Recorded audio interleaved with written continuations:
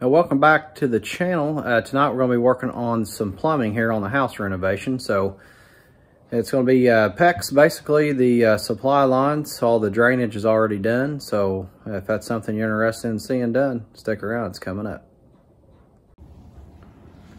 All right, so we're headed into the bathroom area right now, and I've already done quite a bit of prep work.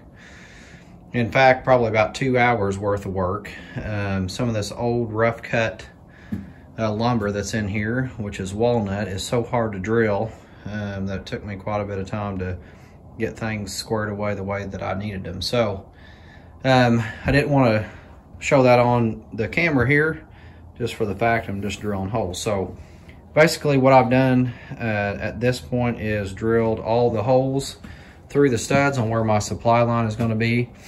You may ask why I'm having it in the outside wall here.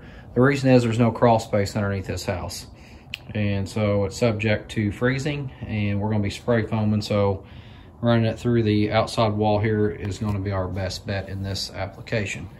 So, as you can see, I've already pushed through a couple of 1/2-inch PEX lines there just to make sure that everything was gonna work out decent, and it is. So over here where those lines are going is gonna be the washer box, and then we'll 90 right here in this wall, and then I've got to do some prep work here for the shower valve, and then it'll go into that those two holes there and tee off, and then over here in this little cavity is where my hot water heater will be sitting. So I'll probably bring it in and just set it in so that I know exactly where I need my 3/4 inch lines to be at. So if we look here, we go through that wall. So let's head over here into this other room, and we've got where the new window went in. I've got holes drilled all the way through there. And then we go into this closet. And I've got all of my holes drilled there as well. And then this little opening right here goes into that new kitchen. And that is where the main water line comes in. So we'll basically be tapping off of the blue line, 3/4 inch line there, into the wall, heading to the water heater, and then coming back with a 3/4 inch red. And then the blue, well, the blue 1/2 inch that's stubbed up out of the concrete there that goes to the sink will also tie into that 3/4, and then the red coming back will tie into the red 1/2 inch. So that'll get us our hot water over there to the sink, which will be underneath the window. So we had to drill through a ton of this rough cut lumber here, and it took a bit, but we've got it. So at this point, I'm gonna flip over to the time-lapse camera, and that's gonna kind of show the process happen quite quickly. We'll get that thing set up here, and then you can just watch them. Just simply gonna be pushing the PEX through and getting everything lined up to make connections. I don't know if I'll be crimping a whole lot of connections tonight. We'll probably follow up tomorrow evening and get everything locked in. So let's flip over to the time lapse and get it done.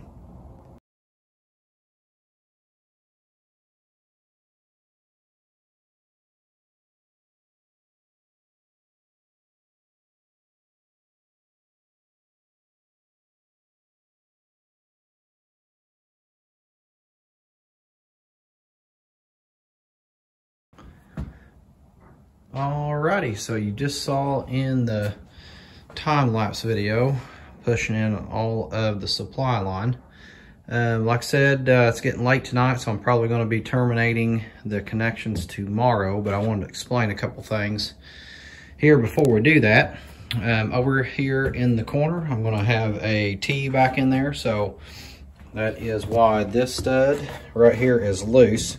Once I get my connections made, I will make them out here in the open space, slide it back in, push it on my 3/4 that's coming through the wall, and then I can get my crimp tool in there, I believe, to make that crimp. So we got 3/4 that tees off, and then we're going to reduce down to 1/2 inch, and then we're also going to have a 1/2 inch come off of the blue here for the supply for the toilet. So I didn't run that, but it'll just come down and stub right out here off of that stud. And then over here we'll have two 90s coming out, and that will be underneath the vanity, and the vanity drain and vent are on the right hand side of that stud. So that will take care of that. Like I said, I need to do some prep work here for the valve for the shower and the shower head. We've got just a pan in here, so I don't have a spout to deal with. And then that's when these other 1/2-inch lines right here will be terminated on this end first with some 90s in there. And then once that's set, then I can go ahead and make my 90s out here to go up to the washer box that's yet to be set. We'll dry fit the water heater over here so I know where I need to cut and how I need to route that and get those lines supported coming straight out of the wall. And then that will be set up so when I set the water heater, everything will work as needed. So back over here inside the bedroom, there's the lines coming through. And it just so happened that 10 foot, we know over here, we're just on the other side of that wall, is where we're gonna be terminating, but 10 foot ends right back there in that corner. So I'm actually gonna end up cutting off about 1 foot where I'm in between the studs in that wall. And then the remaining PEX that was left in the kitchen will just slide through and then we'll terminate right there in the wall. So let's slide around there real quickly and I will show you what we've got over here. All right, so there's the hot and cold that I left alone. We know that we're gonna be tying into this supply line coming in with the blue. So I've got about, what, 2.5, 3 foot of extra blue, which will allow me to slide that pipe into that closet, which is through that hole where we just were. And then I can make that connection back there in the stud and not have the connection back in the wall corner. And then we've got a refrigerator that will be here. So we've got a 1/2-inch supply line with that. So we'll have a T right here. One will come out straight to the wall, 90 into the valve coming in from the hydrant or from the meter. And then we will reduce down to that 1/2-inch. With that said, I still have to put an outside hydrant on the side of the house. And I'm thinking the best place for that is gonna be over here on this back wall, which ideally we need water on the back of the house anyway. So what I can do is once we get all that worked out, I can stub through that frost-proof valve and tie it into my cold supply right here, and then not have to worry about trying to get something worked in the wall. It can just come right into the base cabinet. So anyway, that's gonna be it for right now. You won't know any different. It'll come back on here in a second and will be tomorrow, and we will finish up getting all of our connections made and crimped together. All right, we're gonna start terminating now. And in this corner is probably the more difficult piece of this that I've got to do. I've got a 3/4 T that's gotta go in and capture both the hot and the cold. And then I've also got to lock it into this 3/4 that's tapping down the wall here. So it's gonna take just a little bit to make all that happen. I'll flip over the time lapse here and we'll go ahead and knock that out.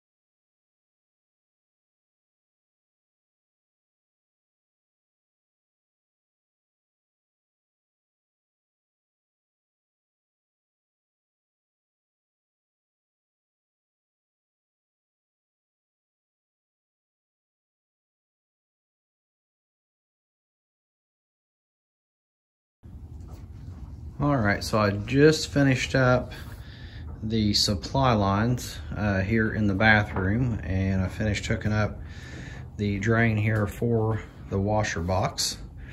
And my next step here is going to be pressure checking the system, and I'm going to do that using air instead of pressurizing it with water. I've got my hot and cold tied together here, which will eventually be cut loose and into the water heater. So that's going to give me pressure on both the hot and cold side of things. And I got several connections there that I had to splice things together just to get the T's behind the wall on the outside here. So I want to go ahead and get that checked up here. I'm just kind of scanning through some of the places there where you saw in the time lapse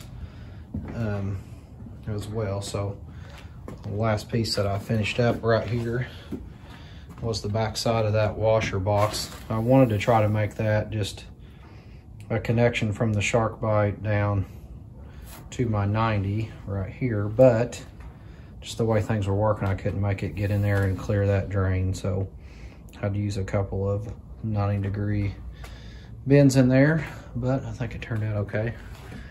And I'll put blocking and stuff around where my shower is going to be and secure everything a little bit better, especially behind the valve. So I just kind of got that just held in place for right now. All right, so let's slide back here to the kitchen, which is where we're going to be doing the testing. And I want to show you what I've made up here. I went to Home Depot actually, and I got this little shark bite gauge.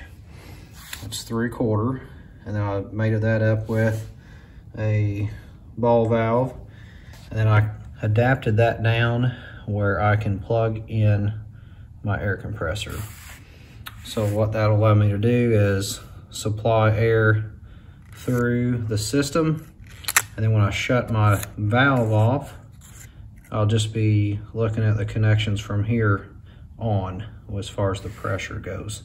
So if I've got anything that's leaking here with a threaded pipe thread connections, I won't have to worry about that because it'll be outside of the system. And what we're going to do is plug that into here's my in 3/4 coming in, and I purposely left these disconnected. So I'm just going to pull this one out like this, and we'll put our shark bite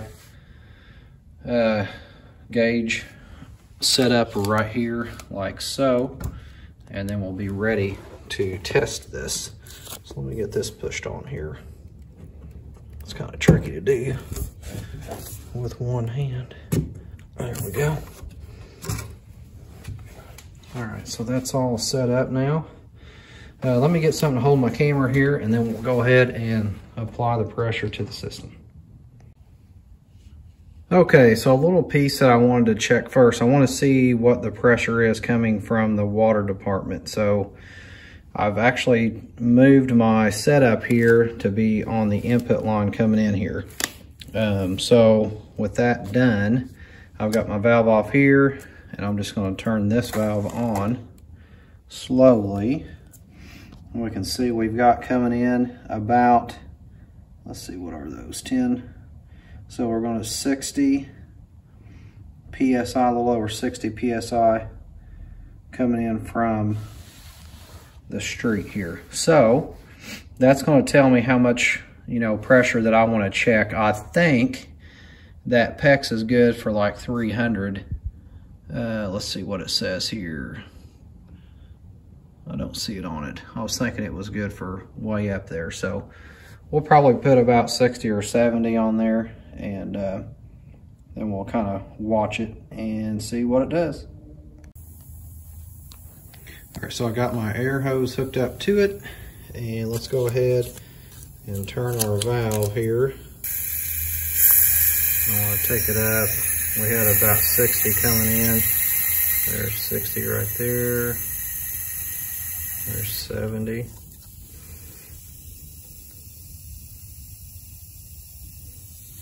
I'm going to disconnect my hose coming from my compressor, because that's leaking a little bit of air in it. Makes you think you got air leaking around the fitting. All right, so we got about 70 PSI in there. We're just gonna kind of let that thing sit there and we're gonna watch it. I'll probably leave it overnight as well. And I wanna make sure that I don't have any kind of leakage whatsoever.